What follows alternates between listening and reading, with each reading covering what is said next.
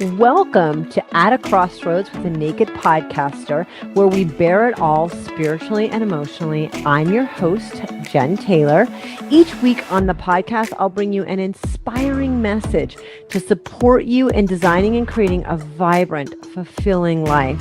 Before we dive in, please visit the Facebook community in the links to ask questions that I can answer during this live podcast.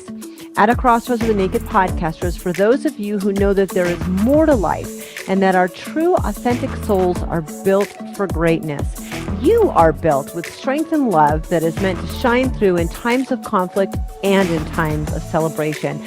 Welcome. I cannot wait to bear it all with you.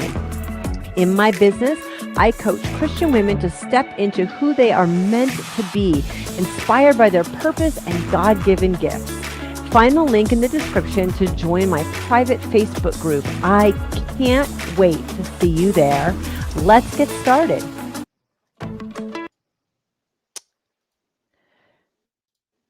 Hello and welcome to At a Crossroads, the Naked Podcaster. I am your host, Jen Taylor.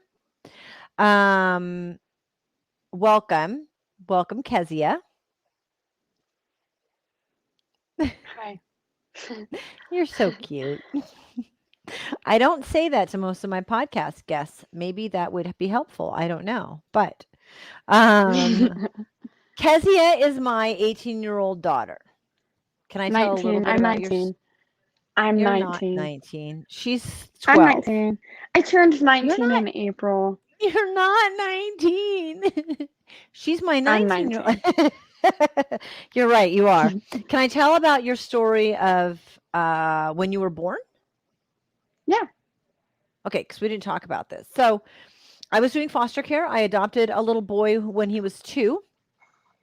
And I really felt strongly that his mom, and I knew her history, so feeling strongly about it, like I did have her history, how many kids she'd had and how far apart they were, but I really felt strongly that she was pregnant and that that baby was my baby. And so I reached out to her like I reach out to all biological parents to thank her for my son, because without her and that I wouldn't have that son. And she told me she was pregnant, which I already knew. I had a feeling.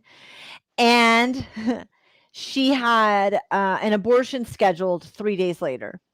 And I just said to her, if I could get 6 families in front of you so that you could choose to have this baby be adopted, would you reconsider getting an abortion?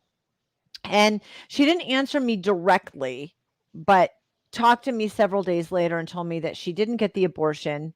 And I did get some families in front of her when she was 26 weeks pregnant, 29 weeks. Oh, geez, I haven't looked at your baby book in so long, but she was quite far along, 26 to 29 weeks pregnant. She called me up and she said, "Congratulations." And I said, "Thank you. Why are you saying congratulations?" And she said, "Because I want you to be this baby's mom." And she had had no prenatal care. So I had to drive an hour and a half to pick her up and bring her to a doctor's appointment. But I did that for every one of the doctor's appointments in this pregnancy. We knew that it was going to be a girl because she wanted to find out the gender in ultrasounds. And we also knew that Kezia was going to be born drug positive. So Kezia was born addicted to weed, which, that was an illegal substance back then. So that's when you think about. But actually, what was much more severe in this situation is that cigarettes, nicotine crosses the blood-brain barrier at 100%, which means the fetus is getting the exact same amount of nicotine as the adult is. So Kezia was born just over 4 pounds. So from like not even an ounce to 4 pounds, she was addicted to over 2 packs of cigarettes a day. That meant that she could not maintain body temperature. So if she was not up against a human being, like being kangarooed, she had to be on a heating pad to maintain her body temperature. We had to weigh her on a gram scale, and we had to keep track of her temperature daily. I had medical training, so I was able to take her home from the hospital for that. So, Kezia, I was at the hospital when you were born. You were a C-section. And we made a deal with your biological parents that we would not hold you before they did. So they brought you out, and we just like stared at you in the bassinet, but couldn't pick you up because we made that agreement. And then the biological parents came out and held you. And then we got to, and actually, I was given a room at the hospital. They treat adoptive parents when they have the space, just like biological parents. So I had a room 3 doors down, and we stayed for 3 days because your mom had had a cesarean, so she stayed for 3 days. So they match you up, and I breastfed you from the beginning, and you went through 8 weeks of withdrawals. So for me, holding this 4-ish pound baby who was, if anybody knows what withdrawals are like, you shake uncontrollably. Baby can't maintain body temperature. So she was very cold and just trembled. And this was a child I was holding in my arms that was supposed to not be here because she was a scheduled abortion. So to me, it was a miracle to be holding you at that moment. And I felt like God had this purpose for you. And this is why I'm starting off this way. So jump into your story a few years ago. So, do you want me to I can't start hear with you. freshman year in high school? I can't hear you again. Do you We've been having do you want technical me difficulties, so I can't hear you. can you hear me? Can you hear me? Hello? I'm sending a private message to Kezia. Her sound was on, and she's connected to internet, but Is that better? Can you hear me? Can you hear me?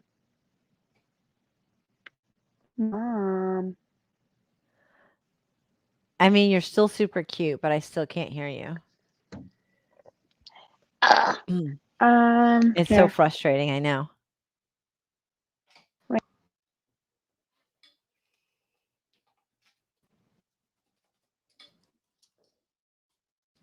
Hello? Can you Mom?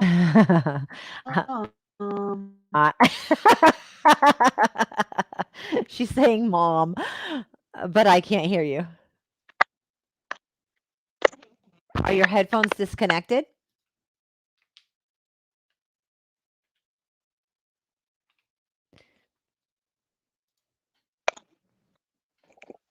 Huh? Keep talking. Yeah. Oh. Can you not? You guys can hear her? People are saying that they can hear us both, but I can't hear you at all.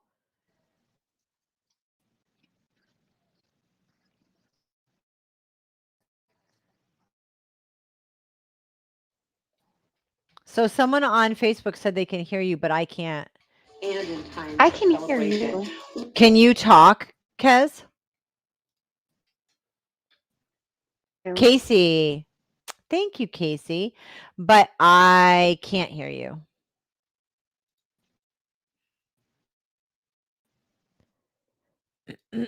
Can't hear you.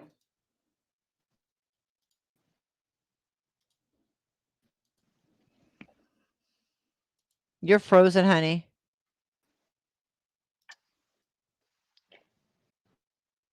It's laggy. You hear? Yeah. Hang on. I'm sorry, everyone. I mean, it happens.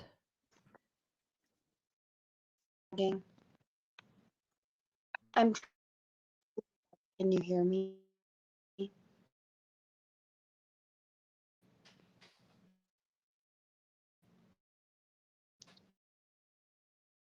I am messaging Kezia because I know that she's freezing and we can't. Whoa. Sorry, everybody.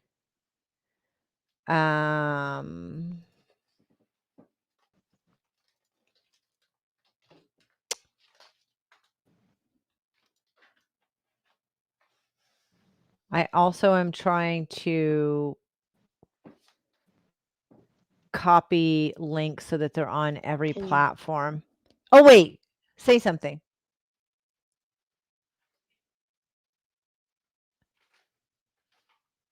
Nope.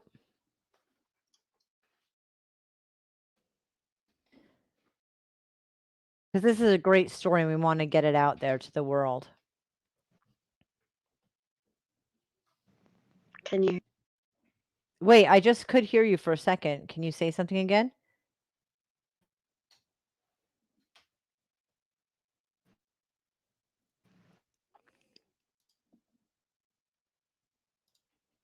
She has signed off and on a couple different occasions.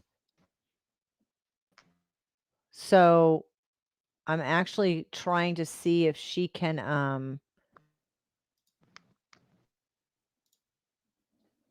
Are you there? Talk to me.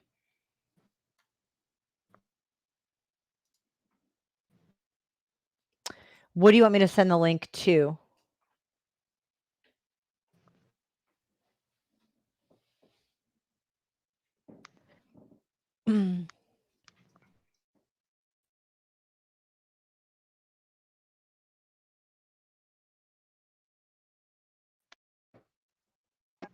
Okay. She's getting on a different device, so I apologize.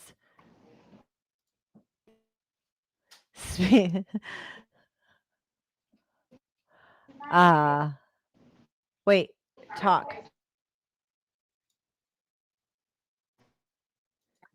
And you don't have to use headphones, Kez, if you don't want to. I don't think that's what the issue is.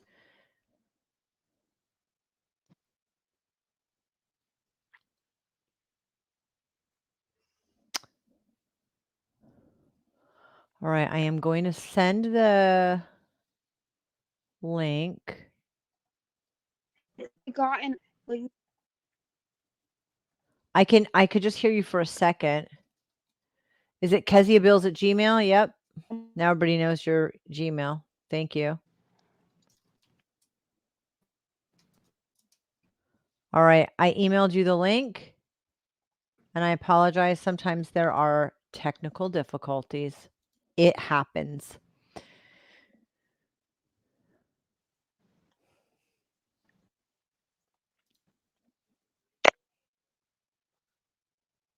Well, Like I hear you every once in a great while, but it's not like a word.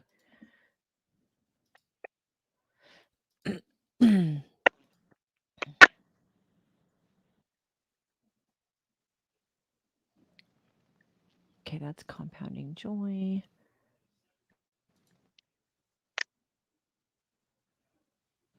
And I'm finding the what?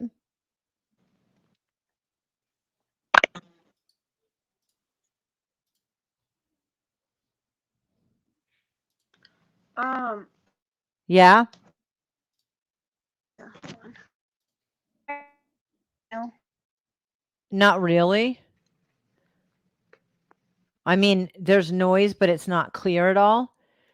I sent you an email with the link.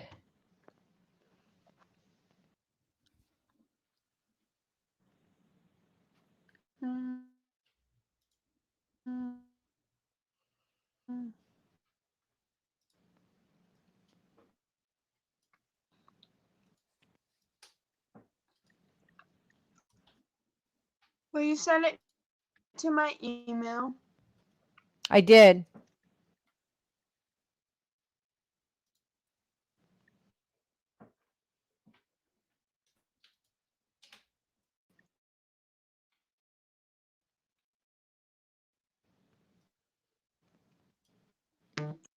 God. Sorry, everybody. Hang tight. Oh. How do you disconnect? Wait. Gotta disconnect her AirPods.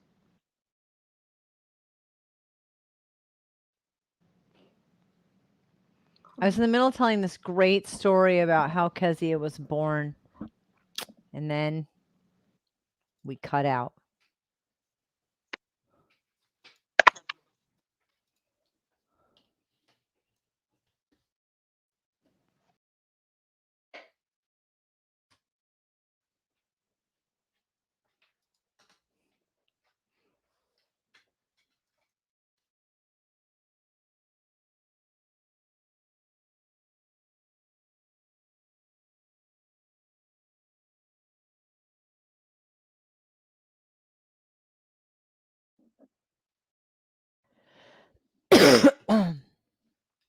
Excuse me.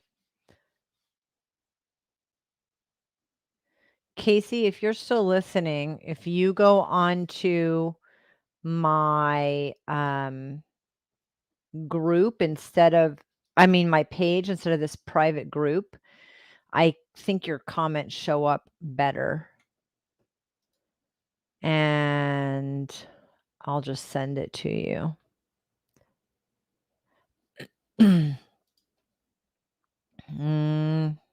That's not right. No, that's right.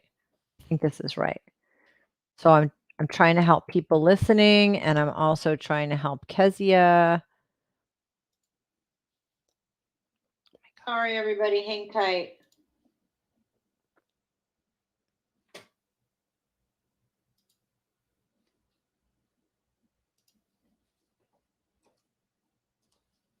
Okay.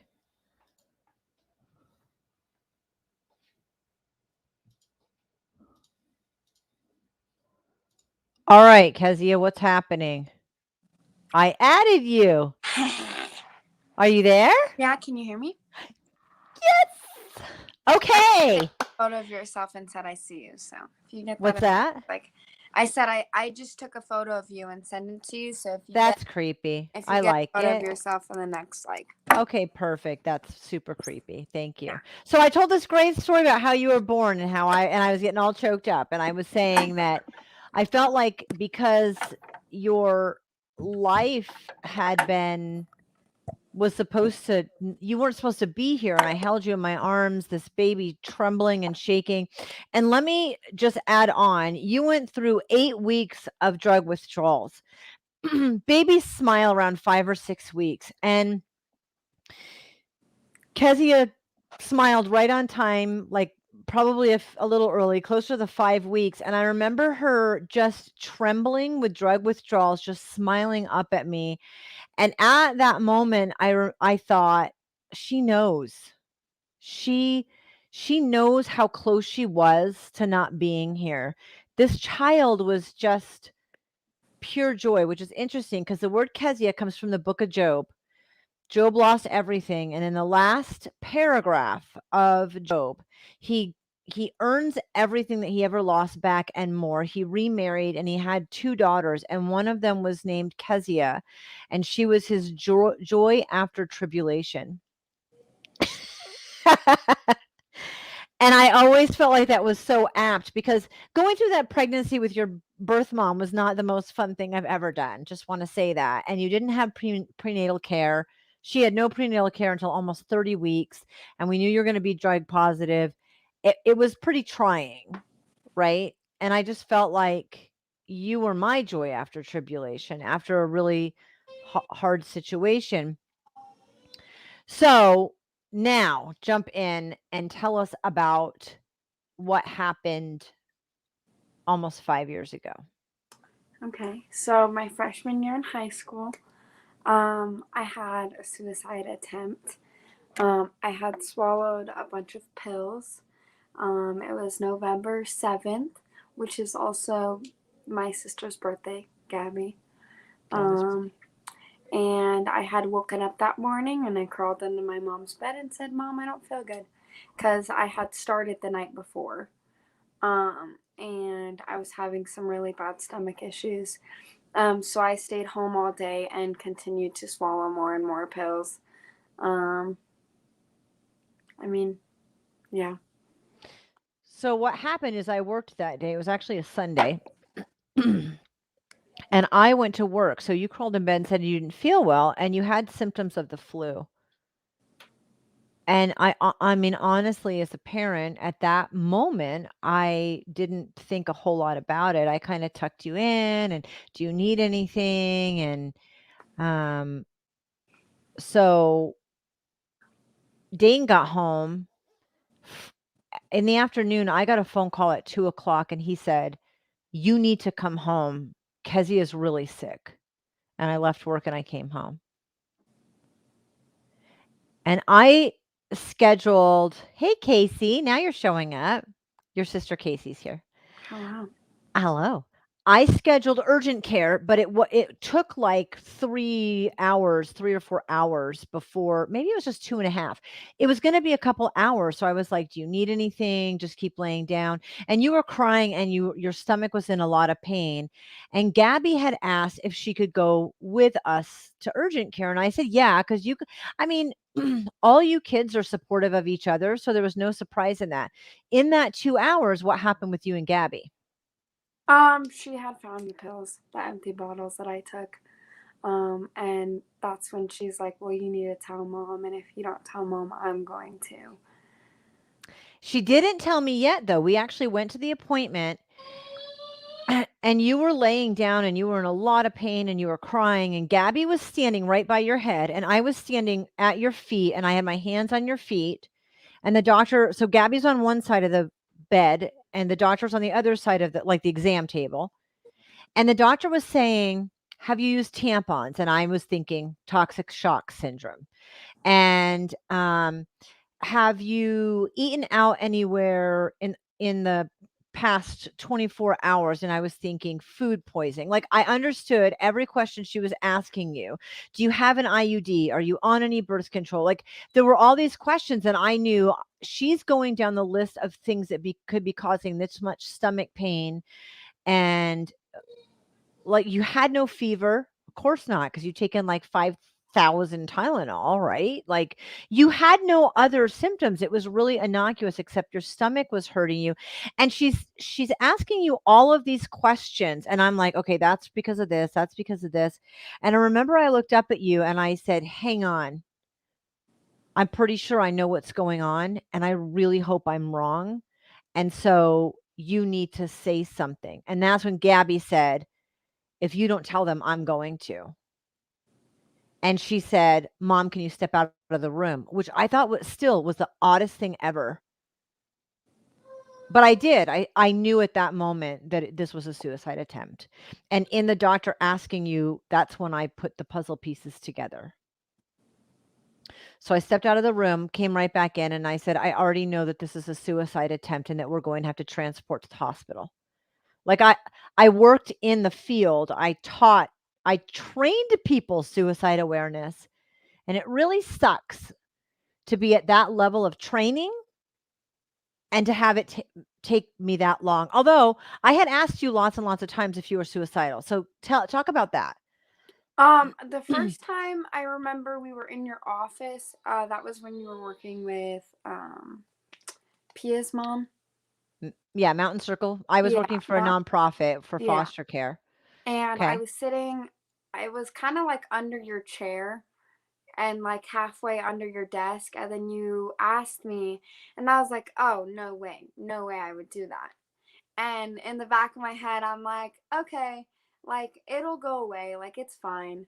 You know, it's always just going to be there, but I'm never actually going to do it. So, you know, it just kind of sat there, and every time you asked, it was always like, well, you know, I've thought about it, but I'm just going to tell her no because I know that it'll make her feel better. So that's So you kind lied of, to me. yeah. Yeah. That's You just, were one of the kids that I asked. Well, I asked you more than any other of the kids because I was more concerned. I asked Alana also, and she also lied. And so I want to make something really, really clear. If you know someone and you feel like it's possible they're struggling with suicidal thoughts, the best thing you can do is ask. So there's this thought process about suicide, and this is National Prevention Week within Suicide Awareness Month of September. Um, the best thing you can do is say, are you considering killing yourself? Are you considering suicide? Have you thought about suicide? You actually ask it in a very direct way. And I did that pretty often with a couple of my kids that I had been concerned about. And I don't know if any of you know this, but kids just don't tell you the truth. So, Not when it comes to that, no. not when it comes to a lot of things. I mean, are you doing drugs? No. Not doing drugs. Mom, how could you even think that? I'm going to switch my headphones because I'm still having a hard time hearing you.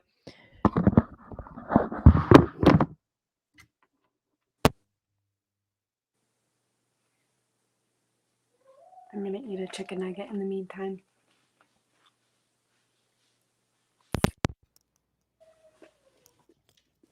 Okay, oh, you're eating. Hello.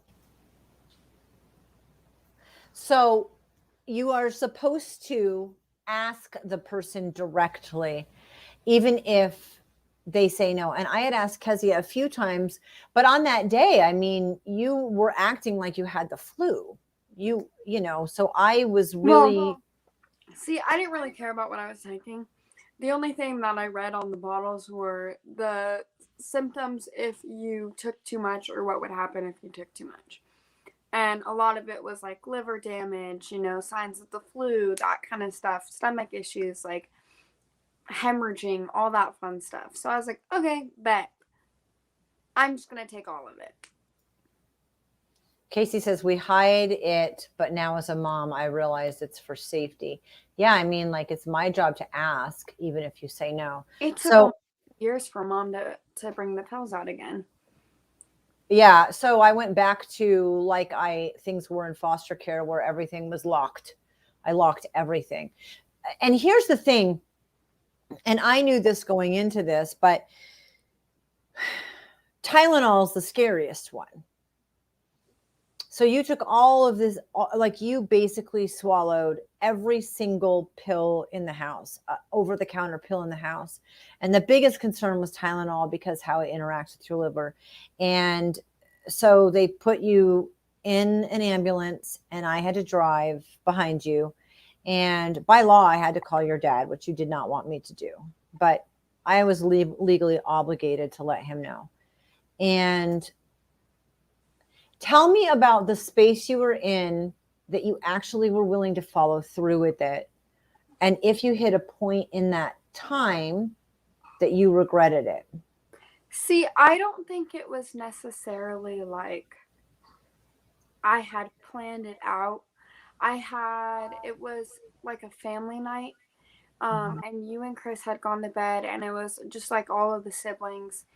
And I had sat down on the couch, and I could just kind of see how much fun everybody was having, and I just felt like it would be so much better without me because I just felt like I ruined everything.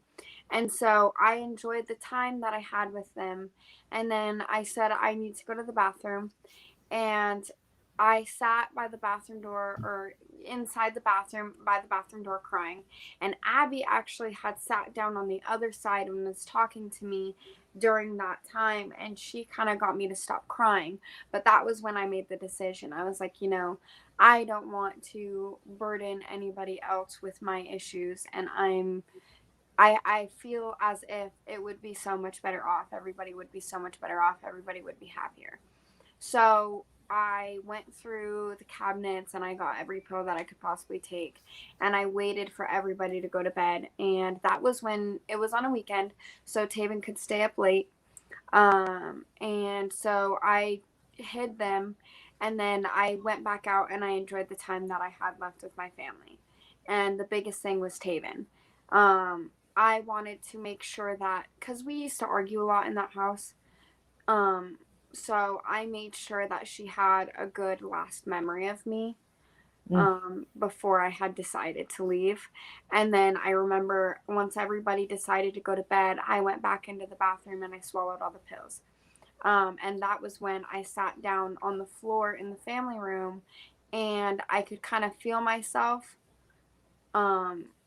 slipping away and just like wanting to go to sleep. And I was laying on the floor at that time, and I remember in my head just this voice telling me to get up, go to bed, like get up, you need to get up, wake up, you need to get up. So I got up, and all of this was kind of just like blurry, and even now, like I can barely even remember it.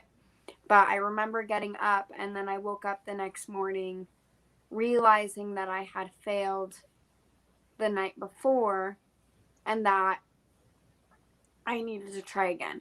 So I crawled in your bed, and then I told you that I didn't feel good, and that was when you tucked me in and you left for work. And then I had decided the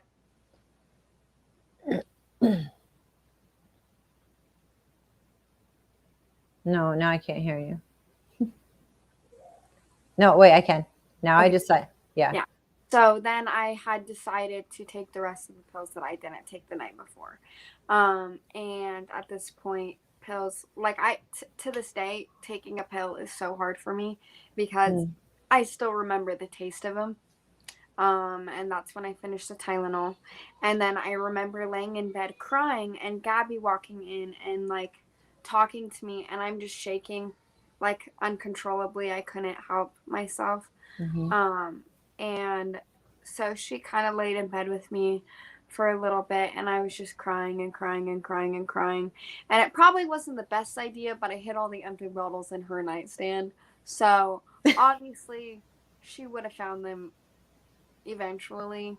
And I remember her finding this note that I wrote her wishing her a happy birthday because I wanted to make sure every last person had a good last memory of me, because that was during a time where I was very argumentative and I didn't really get along with a lot of the siblings or with my parents. So it was just like I wanted to make sure everybody was good and they didn't regret the last moments that they got with me.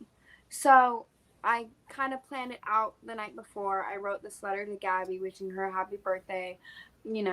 She still actually that like board that she has, she still has it pinned on the board. And then she found all the bottles and was like, yo. Then she got Chris, and Chris was like, you need to go to the hospital, like you need help. Chris didn't know. She just said that I was really sick, and that's when we went to the emergency room.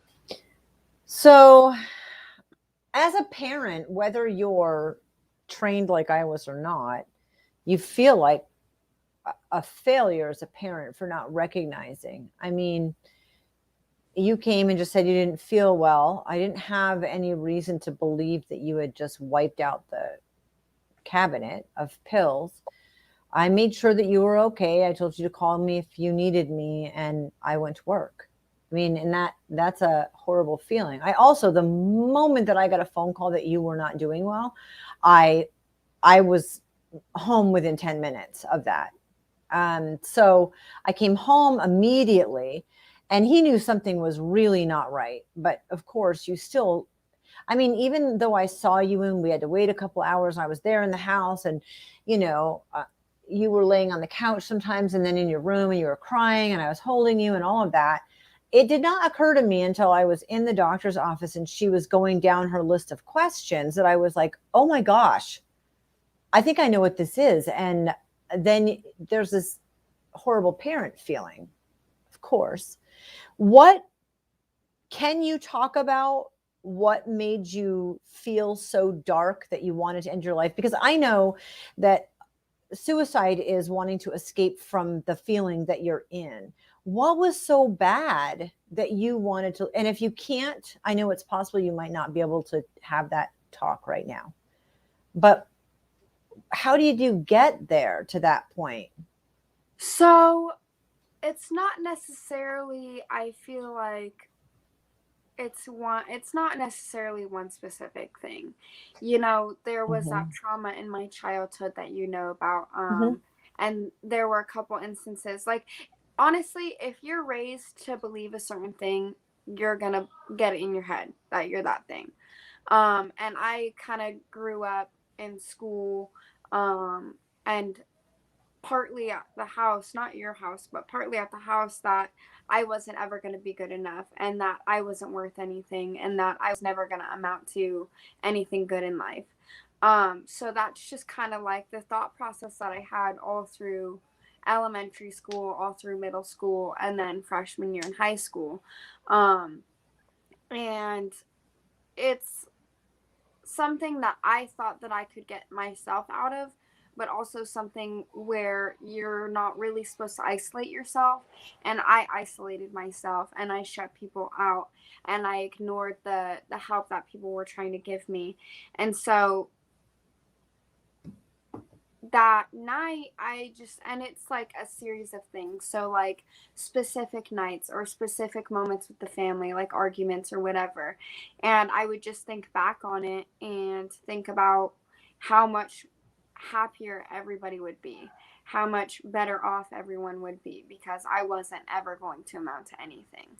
And I was always going to be this problem child, and I was always going to be seen as that. And so that's kind of group instead of Go ahead. sorry. So No, that's just you're kind good. of the mindset that I was in.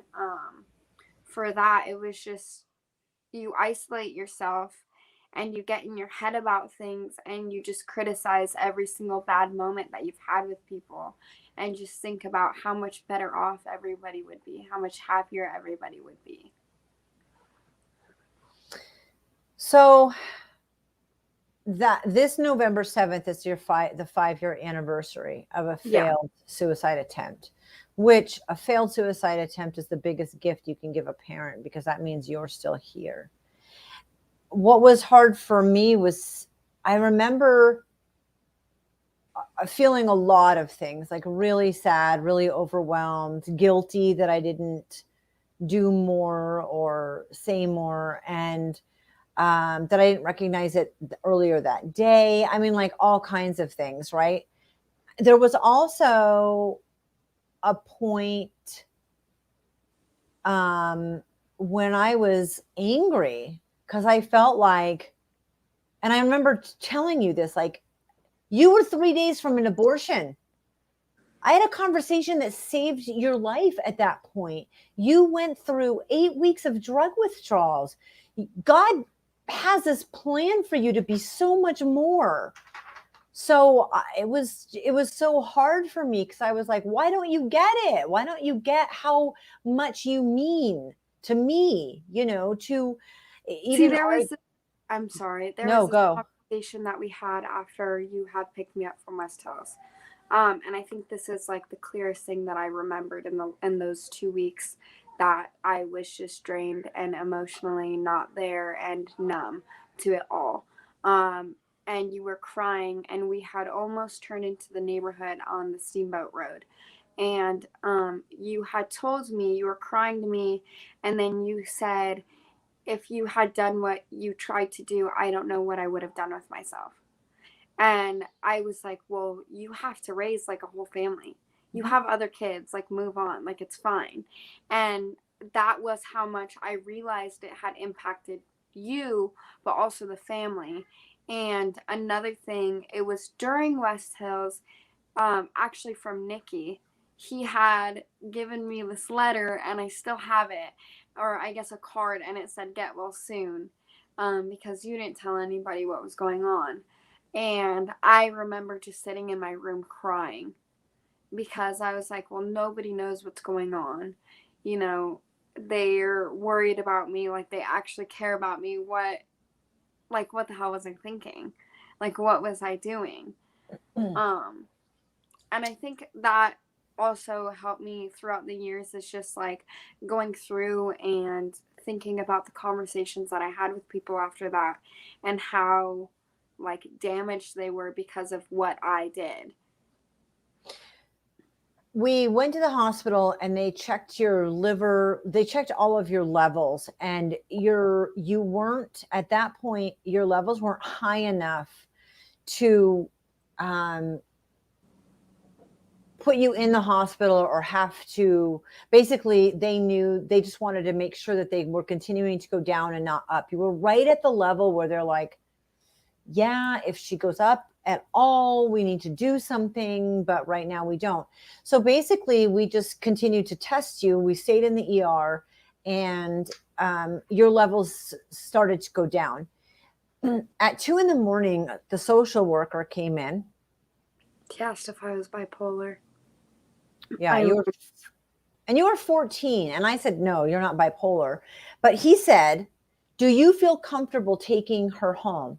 Well, I had so much training, and I looked at him and I said, I'm really sad that you would even ask a parent that, because I have all this training, and I know when someone has a suicide attempt and they are unsuccessful, and you get them in the hospital and you're like, whew, we caught it. And they say, I'm so sorry. I'm so sorry. If they have a second attempt, it is almost 100% successful. So my concern is knowing that if you decide you want to try this a second time, you will be successful. You won't screw it up the second time around. And I also knew that I did have a work schedule. I did have a lot of other kids, and I couldn't watch you I couldn't watch you to the level that I felt you needed me to make sure you were safe. And because I knew all the statistics, because I was training people in suicide awareness, I looked at him and I said, I'm sad that you asked me that. And no, I'm not comfortable, because if she has a second attempt, she's almost 100% going to be successful. And I'm not willing to lose my daughter. So you tell me where I need to drive her. What are my options? And I knew some of them because I was working in foster care. And so we stayed in the emergency room, that little room, until West Hills opened. And I had already done everything to put you in a 10-day program. So we drove there, and you didn't want to go. They let me drive you there, which was actually pretty rare. I think it was only because of my job that they allowed me to do that. So I drove you there and walked you in, and they got you in a gown, and you are sobbing, uncontrolled, like snotty. It was, like you were really, really upset. And you changed into your gown, and you had a few things with you, and they gave us the schedule of when we were allowed to call, when we were allowed to visit. But basically, you're going to be in this 10-day program that was designed for situations just like this. And when I left, you threw yourself on me, you wrapped your arms around my waist, and you were sobbing, begging me not to leave you there. And there was the coolest nurse, first of all. I loved him. Thank goodness, like, he was there. I looked at him and I said, I'm going to need your help. And I peeled you off of me with his help. And I turned and I walked out the door and sobbed, because that was the single most difficult parenting moment with 18 kids. And at that point, 25 years of parenting. That was one of the single most difficult moments, to peel you off me and say, I love you and you're going to be okay, and walk away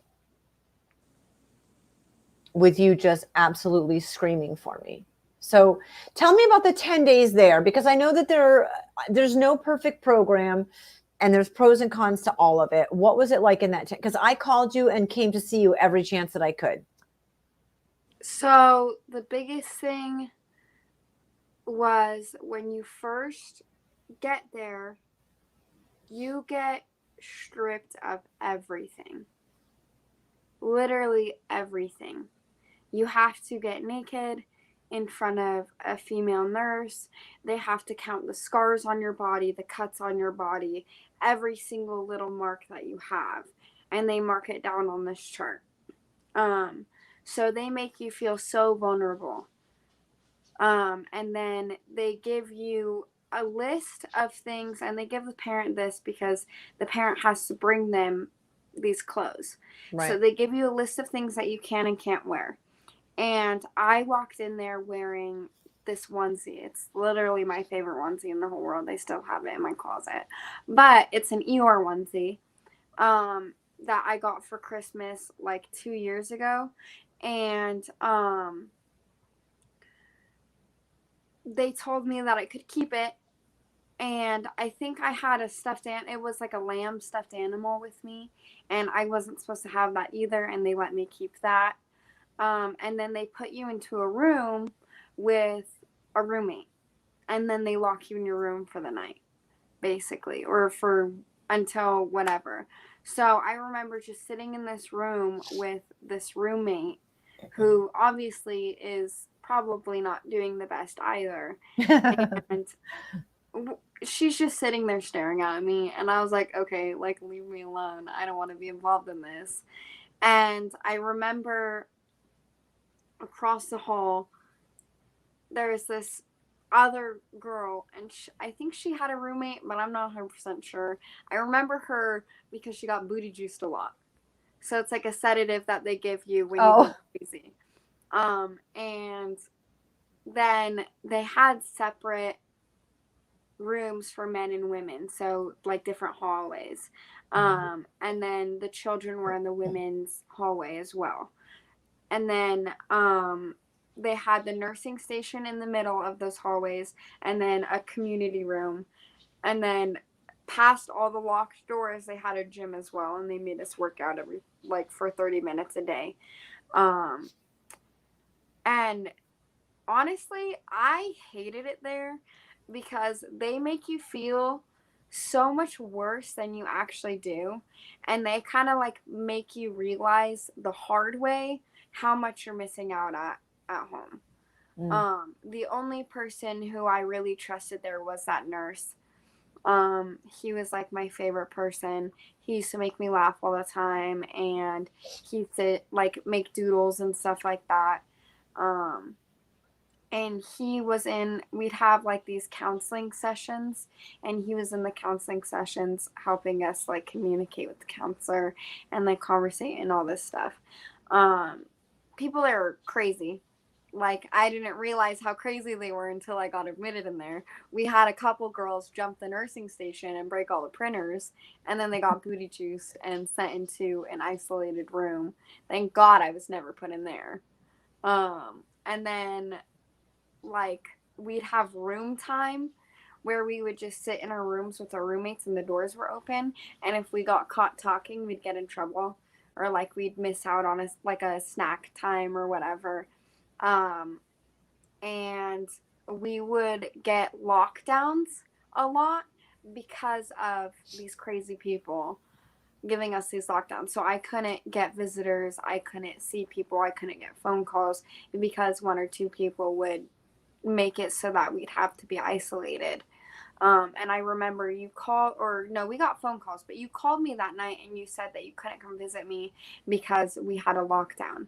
And during lockdown, the only thing that they would give us were apples or sandwiches. And I cannot to this day eat an apple because of how many apples I've eaten in that place. It was crazy.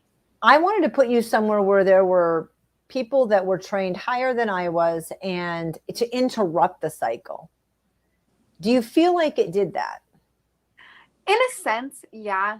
They really helped like me with communication and voicing how I felt. Like they made me talk about it even if I didn't want to. And like these counseling groups and stuff, you kind of realized, and they put in perspective how many people really are going through this and struggling with these thoughts and struggling with depression and struggling with the thoughts of suicide.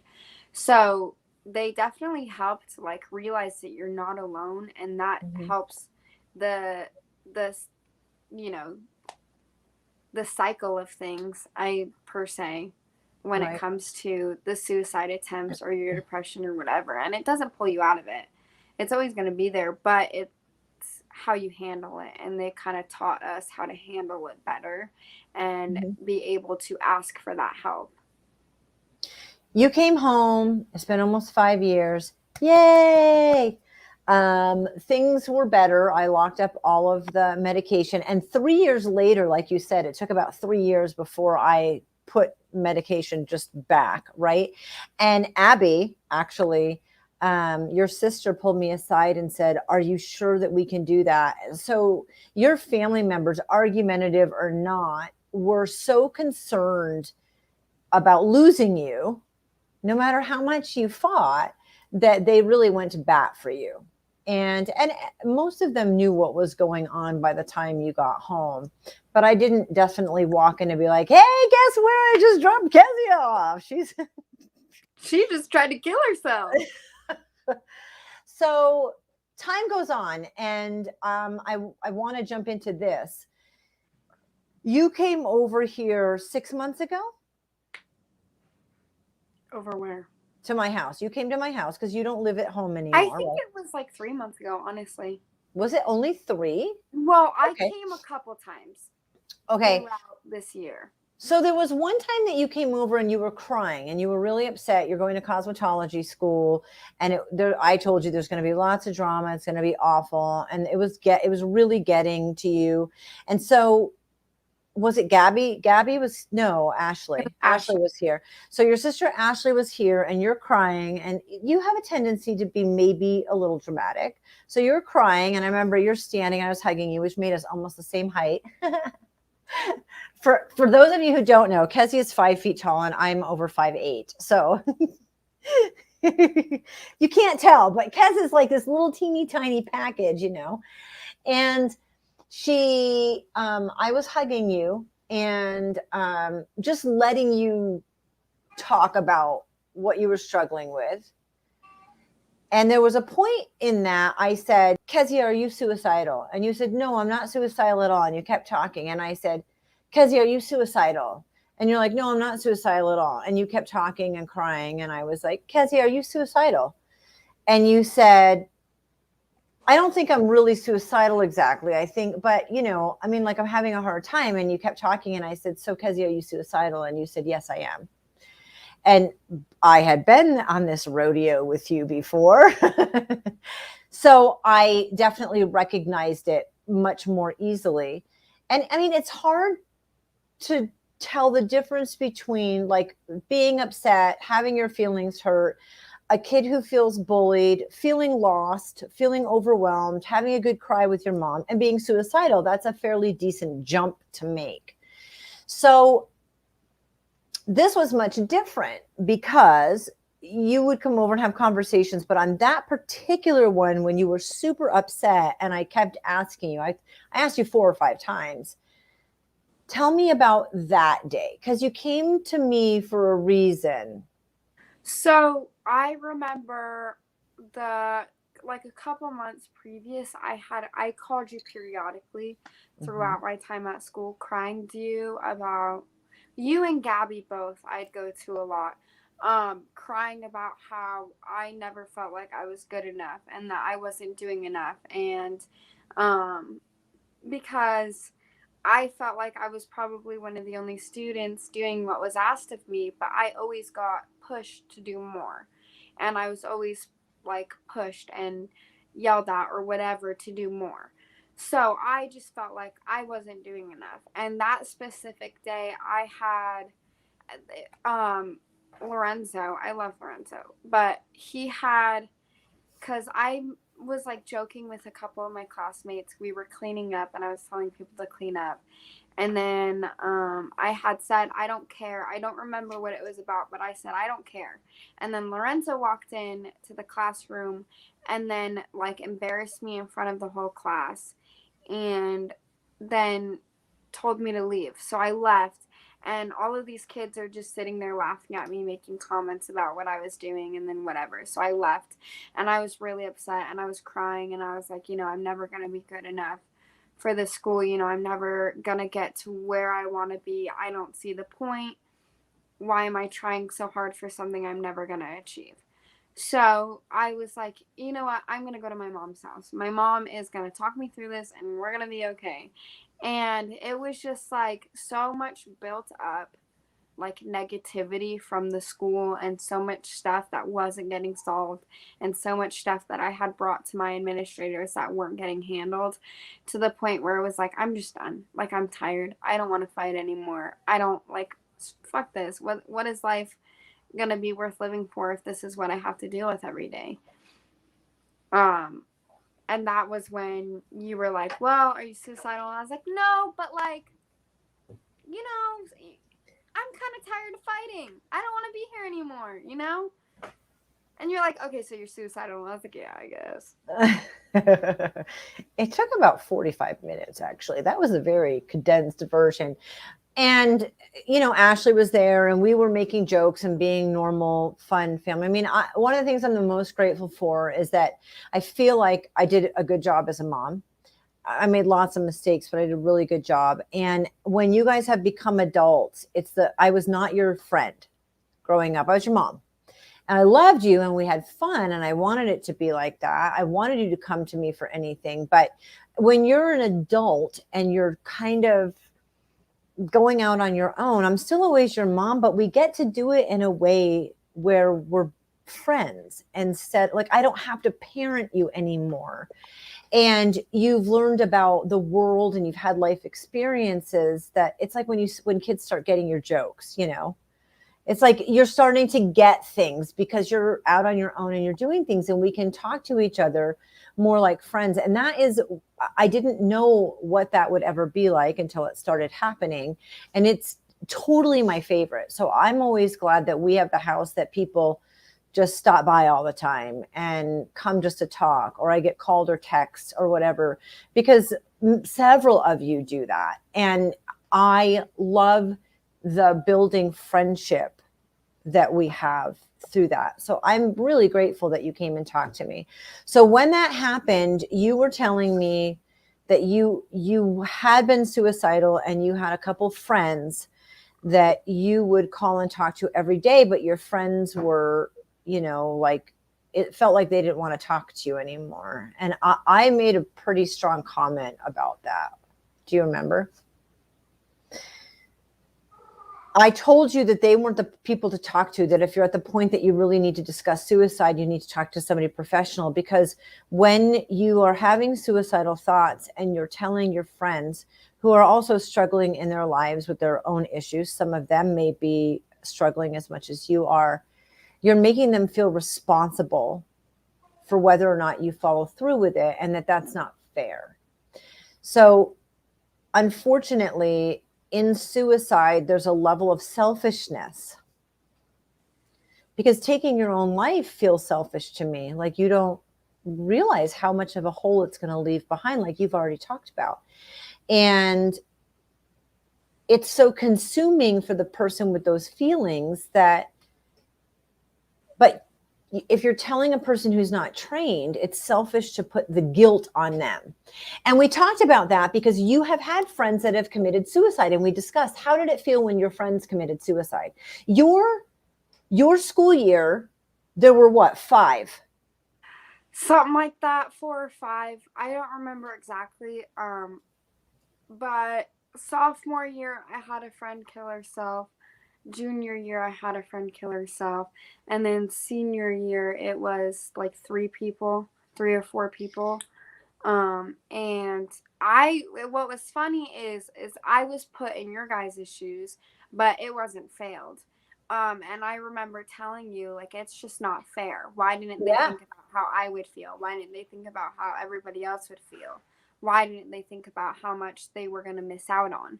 Like, that's their whole life ahead of them taken away. And you're like, well, now you're in my shoes. Like, And I reminded you of that when you came over. Like, you've lost so many people, and I know how you felt when they had a successful, I mean, that's a horrible way to put it. I mean, their suicide attempt was not failed.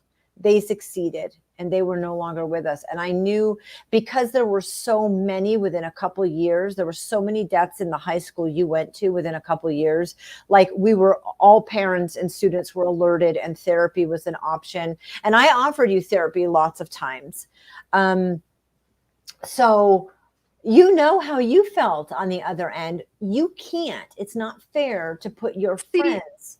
And I think that's why I kind of went through what I went through, is because it put into perspective for me what I need to be doing to help other people out of that. And it sucks because obviously, like, there are people that are going to be missed. when it comes to certain things like that, and people who are still going to try to do that. But it kind of helped me through that time because I've already been through it. And it helped me help other people through that time because they haven't been through it. Right. It's still a really heavy weight. It's a burden. And when you were at the house, a few months ago, I said, I want to make a pact with you that you can call me, but you also need to call the suicide hotline, because what I'm going to tell you when you call me is that I will be right there with you. Like, merge the calls, add them to the phone call. I'll stay on with you. I'll be there, but your friends, and I've had more training than most people probably, like, unless there's a reason to have so much training on crisis resolution, conflict resolution, and suicide awareness. Those people don't have any of that training. Some of them are your age, struggling just like you are. And so it's not fair. So I would 100% stay on the phone with you, stay with you. You could come to my house to make the call. You guys know that your phone numbers will ring through at night. I have my phone set, so you'll ring through at night. Like, I will always be there for you. I'm not the one that you need to really be calling, though. And I said to you, I need you to make a pact with me, a promise that if you're feeling that way, you'll call the hotline. And it took a while for you to agree to it. Say yes. And the other thing that I wanted to do was what? We were texting. We did it for a couple months, and then we stopped. I forgot the name of it, but it's a 3 gratitudes. Yeah, so we sent 3 things that we were grateful for a few months. I kind of slowed down on it just because it was like I got busy and life happens. But it actually helped a lot because it shows you the little things in life that you need to be appreciative for. And setting those 3 gratitudes made you look for those little things that you had to be grateful for in life. So it kind of set into perspective, like, the things that I am grateful for and the reasons why I'm living and the reasons why I'm going through the hardships that I go through and the reasons why I'm still here. Tell me your thoughts. So we did that for a couple of months, 3 gratitudes. You would text me 3 things. I would text you. We did it every day for a few months. It's the first thing that I have coaching clients do is 3 gratitudes, 3 new things every day you're grateful for. The science behind it is that in less than 21 days, you've trained your brain to search for the positive in the world. Writing them is better than texting or using your notepad, but anything is better. Like, do it. If that's how you do it, do it. We texted them back and forth, which was great. But hand like this is a pen and you write with it. And that actually, works better. But we did that, and then you called me within this last month and you said, I want to be on your podcast again and talk about suicide. So jump in there. So actually, like, the last few months have been really hard. And I called you because I feel like I don't remember who I talked to, but I had talked to someone about it. And it kind of put into perspective for me that not a lot of people realize that relapse is a thing. Like, relapses happen. And I don't mean relapse as in, like, suicide necessarily, but, like, anything that is related to it. Depression, cutting, any sort of self-harm. And then on top of that, suicide. So I wanted to talk with you and be on your podcast because I feel like people need more of that awareness. It happens a lot more often than people realize, and just because you went through it once doesn't mean you're not going to go through it again. I mean, that's a really important thing to bring up, that it's not like a one and done. You haven't arrived and then you never have to worry about it again. I feel that it's so hard for me because the therapy I'm trained in, one of the guidelines is not to work with family, because it's possible because we know each other so well that you'll hold back. And it is also possible that I am part of the problem. And so, it kills me because, like, right now I could do something, and that's really, really hard for me to not work with my kids. I really feel strongly that there are ways that you can do work. And I don't mean talk therapy. I mean, outside of that, that you can get through it and it's never an issue for you again. And I strongly believe that. But I also agree with you that for many people, they may have had an attempt and gotten out of it and life's gotten better, but that doesn't mean you're not going to go down that rabbit hole again. You had been talking to several friends about this. So when I've looked up statistics, I've tried to look up statistics the past few months, and I think that they're being very hidden and skewed. That is my personal opinion. I want to make that clear. That we're not getting accurate statistics, because in my mind, this has become much more of an issue within the pandemic. So talk to me about that. I feel like more like nowadays, I feel like especially with kids my age, the pandemic and outside of the pandemic, people feel more alone than they actually are. Especially this last couple of years, we've just been so isolated, and we've been put into a situation where we really don't have anybody surrounding us, and we're not allowed to have anybody surrounding us. So it's been a lot harder for all of us, because we, in a sense, like our generation was raised to think a certain way, to act a certain way, to be a certain way. And so not being able to have the people around you, surrounding you to help with that kind of stuff, you just kind of feel alone and empty.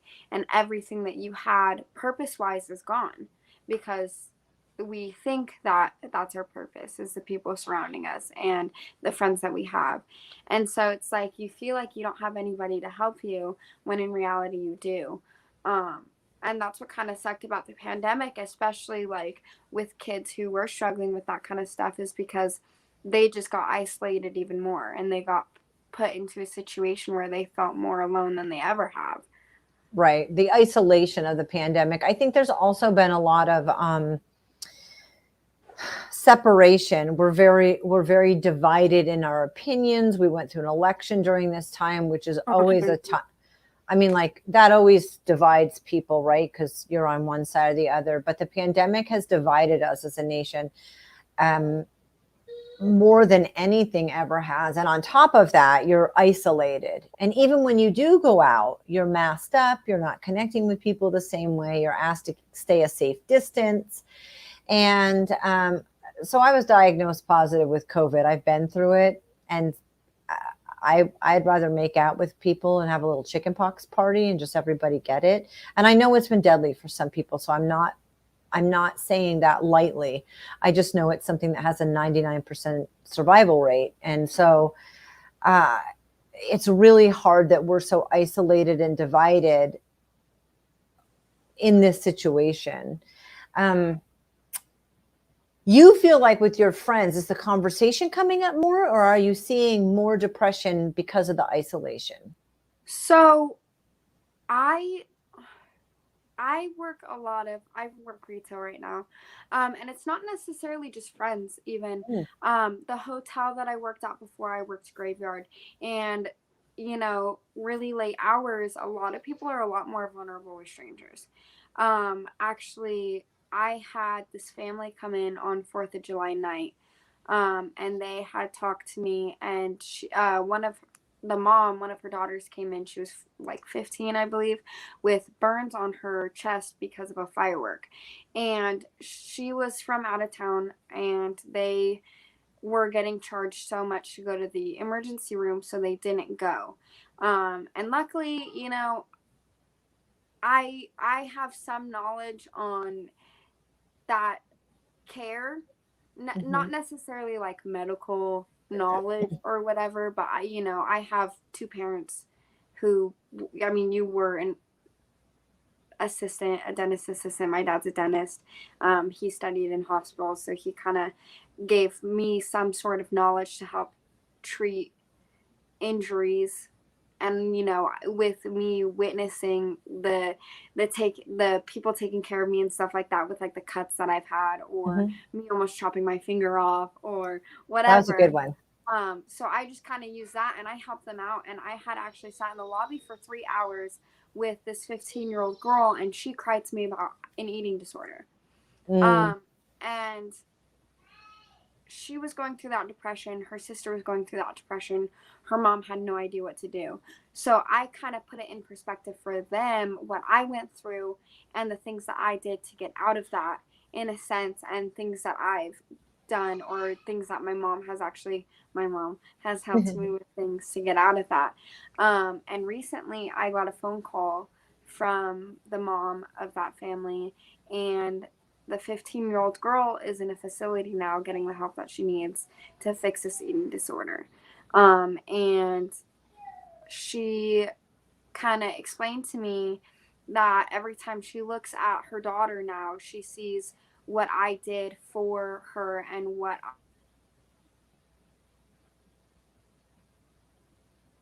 Hang on, your sound cut out. And Go ahead. What you did for her and what? yeah, which is what I did for them and what I can continue to do to help them. And she kind of put it into perspective, just like how much of an impact people can make. And I've had a couple people at the job now explain to me certain things that they've gone through. So we have in store, I work at Zoomies in store. We have a lot of clothing that have butterflies on them. And I've actually had a couple people explain to me what butterflies mean when it comes to suicide. So Alana used to do it actually, where you draw butterflies on your arms where you would normally cut and name it after someone you cared about. So every time you cut up that butterfly, you hurt the person you named it after. And so this woman in specific, she had talked to me about how it had gotten her through a really hard time, and that this butterfly effect meant so much to her. And so it kind of put different meaning of like the butterflies and stuff in perspective for me. And I've had a lot of people like that who's like come in and explain to me like their life story or their hardships in lives, where they had times in their life where they didn't want to be alive anymore, or times where they had struggles and certain things, not necessarily in store, but people like me is what they would say, who had helped them through specific moments in life and made them want to live another day or get up out of bed a morning or whatever. So it's not just friends. It's the majority of the public that I've interacted with and who I've had conversations with. You can just kind of see it when you talk to people. You can see it interacting with them in the way that I interact with them. It's crazy to think about how big of an effect this has had on everybody, and how big of an effect it continues to have. You have been seeing this, and when you called me, you were very passionate about wanting to get on and wanting to give awareness and wanting it.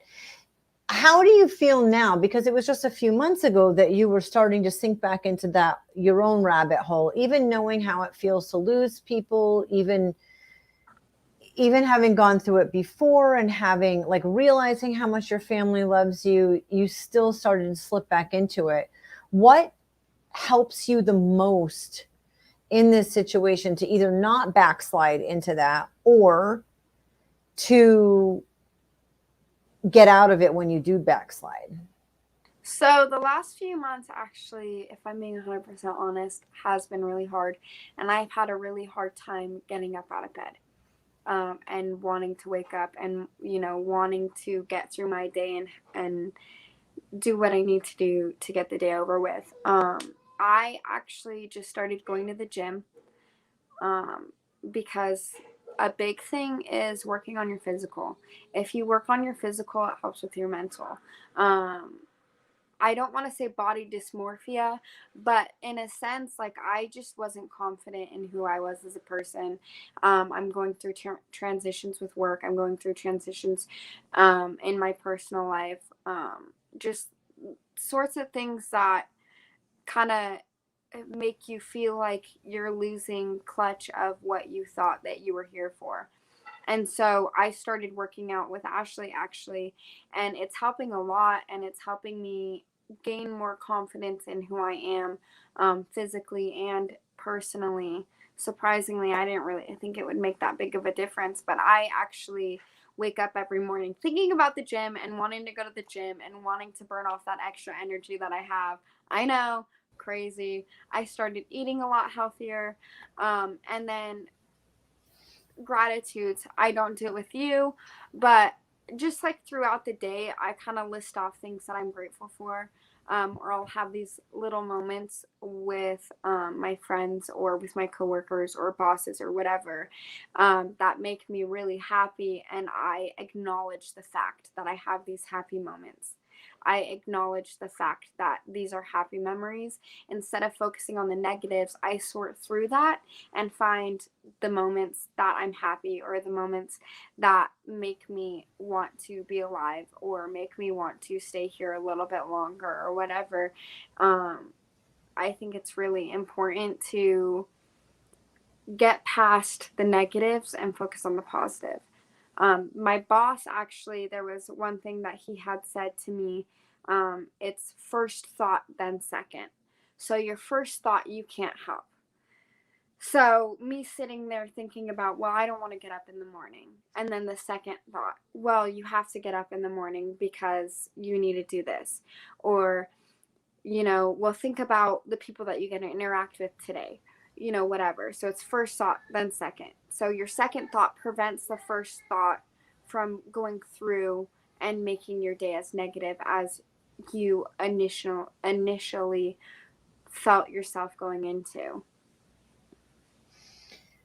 I think any tips, 3 gratitudes, first thought, then second, reaching out to friends, but then knowing that friends are not responsible for your life. This is a really big deal. Friends, family are important, but if you're struggling with depression, anxiety, which can go with suicide, not always, or suicide, there is a hotline number that I've posted. It is possible to get help by people that are professionals. They can match you up.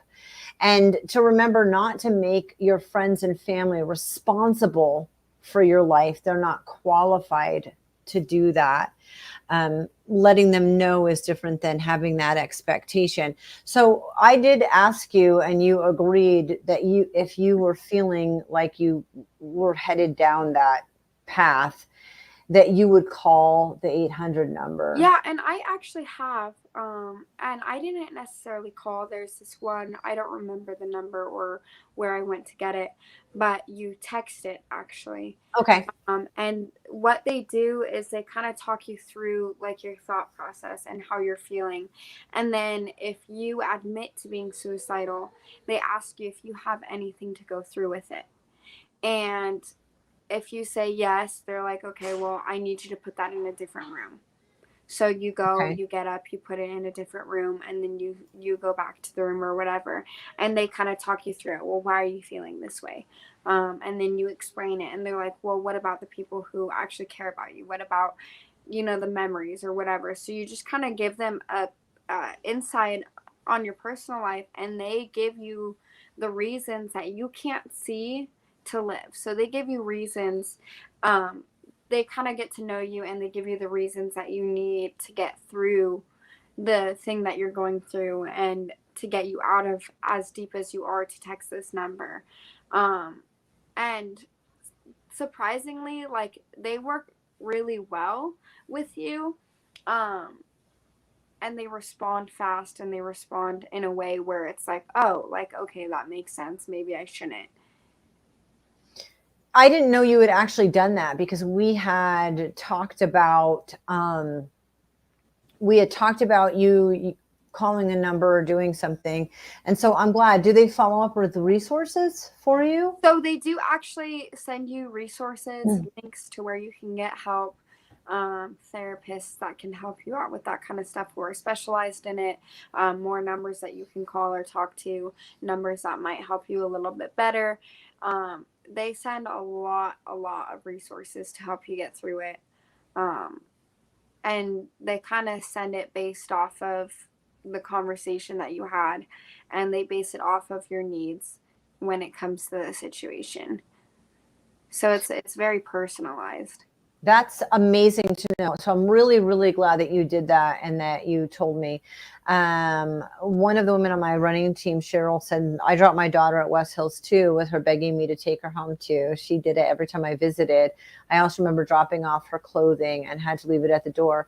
So I want this podcast, hopefully, I mean, I didn't go into it thinking about this, but there are the people that are the survivors of suicide. And I am a survivor. About 10 years ago, maybe a little longer than that. Maybe it's been 12 years now.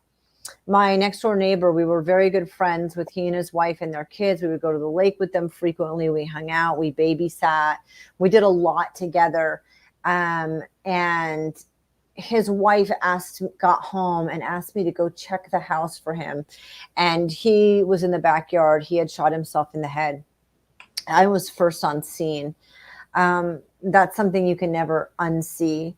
Also, you're 19. So this November is the 19th anniversary of my father dying. My father was a raging alcoholic, one of the meanest people that I have known. And he died 19 years ago because Kezia was just 7 months old when you went with me to that funeral. I'm the only one. You were the only one. And my stepmom, it was so great. After my dad passed away, she got the life insurance money. She remodeled her house. We lived in Alaska then, so she flew up. She was there when Sam was born. We were very close. We talked all the time. My stepbrother, her son, found her. She committed suicide on the 3-year anniversary of my dad dying. And her son found her and called me from the house. And it was so hard because her life was so much better. And we were so close, and I never saw it coming. So for those of you who have friends and family who have had suicide attempts that were unsuccessful, and it's scary, or you have lost people to suicide, I just want you to know you are not alone in that. And Kezia and I are both survivors of losing people to suicide, and we understand how difficult that is, and there are resources for you. For those of you who are suffering with depression, anxiety, and or suicide, I love the text hotline. For your generation, that probably works much better than a phone call. But there are a lot of resources, and they don't necessarily cost money. You can get the help that you need without having to worry about insurance or money out of pocket. But please, please, please, we did this special release podcast through tech issues and even going long because I want to make sure that the information goes out. Kezia, thank you for your courage and being brave enough to come forward at 19 and share your story, especially because it's a continuing struggle. Thank you. Of course. And thank you for allowing me to hold space for that. As your mom, it is one of the toughest conversations because I'm looking at you now, and I have lost a child, and I cannot imagine my life losing another one. So thank you for that bravery. And thank you for doing the 3 gratitudes and making the pact with me and texting the hotline. Thank you for honoring your side of that. That's really important when you're making a pact with someone about mental health. Is there anything you want to end on? I think the biggest thing is just like be aware of your situation and be aware of the people around you. Be aware of what makes you happy. Mental notes are important. Acknowledging when you're happy and who you're happy with is important. And surrounding yourself with genuinely good people and people who genuinely care about you. And relapse is a thing. That's like the biggest thing I feel like that people need to understand is relapse is a really big thing. You know, depression isn't just gonna dissipate into nothing. It happens. You carry it around with you. It's how you handle it, and the strides that you take to get rid of that feeling or the thoughts that you have or whatever. Just be aware and understand that relapse is a thing. Would you like to share your 3 gratitudes with us today? Well, I'm very thankful for the job that I have and the people that I continue to surround myself with on a daily basis. I'm thankful for my mom. Chicken nuggets. I love Oh, yeah, I'm right up there with chicken nuggets. Yes! My 3 gratitudes are walks in the sunshine outside, having a codependent dog, and raising brave and courageous children. Hang tight. Thank you for investing your time with me on At a Crossroads with a Naked Podcaster. I'm so glad that you joined in the conversation. It would be amazing if you would share this episode with someone you think can benefit from it. All guests' links and audience freebies are available on the podcast page of momof18.com. This podcast was designed to help you in your struggles, so reach out and let me know what you enjoy and what you would like to see more of. It will support me on the journey to causing a worldwide epidemic of healing, gratitude, and joy. Until next time, remember, you're not alone in your struggle. Reach out to me on any platform. I love to connect. You are worth it to me.